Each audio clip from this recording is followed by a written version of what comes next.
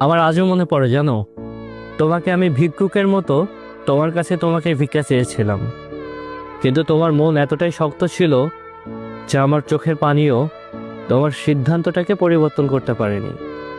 আমি সারা রাত কেঁদেছিলাম, সারা দিন কেঁদেছিলাম, হাও মাও করে তোমার পা পর্যন্ত ধরেছিলাম, তারপরেও তোমার মন গলেনি। আচ্ছা, সম্পর্কে যখন আমরা প্রথম জড়িয়েছিলাম কতই না ভালোবাসা দেখিয়েছিলে, কতই না বলেছিলে দেখো আমি যদি কখনো তোমাকে ছেড়েও দিই তুমি যেন আমাকে ছাড়ো না, আমি তোমাকে যদি ভুলও বুঝি তুমি আমাকে মানিয়ে নিও।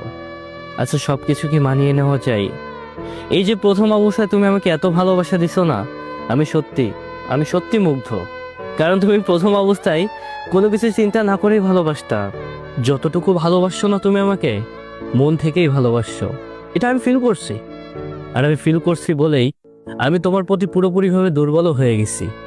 কিন্তু দেখো, আজ যখন তোমাকে আমার জীবনে সারা জীবনের জন্য পেতে চাইলাম, খাতা কলমে তোমাকে আমার করে নিতে চাইলাম, ঠিক ওই মুহূর্তে তোমার মনে হইল তোমার একটা পরিবার আছে, তাদের একটা স্বপ্ন আছে তোমাকে নিয়ে, আর তুমি তাদের সাথে বেইমানি করতে পারবা না।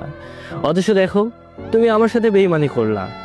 তুমি ভুলেই গেলা যে পরিবার তোমার একার না, আমারও ছিল। যে পরিবারে তোমার জন্য ঝামেলা করলাম, যে পরিবারে আমি সবসময় মাথা উঁচু করে কথা বলতাম, আজ তোমার জন্য না সেই পরিবারে আমার মাথাটা নাই। তাদের সামনে মাথা নিচু করে কথা বলতে হয়। তারা এখন আমার কোনো সিদ্ধান্ততে রাজি হয় না। তারা ভাবে আমি মানুষটা বরাবরই ভুল, আমি কোনো সিদ্ধান্ত নিলে সেটা ভুলই নিব। আজ দেখো, আমি সম্মানও পাইলাম না, আমি তোমাকেও পাইলাম না, আমি নিজেকেও পাইলাম না।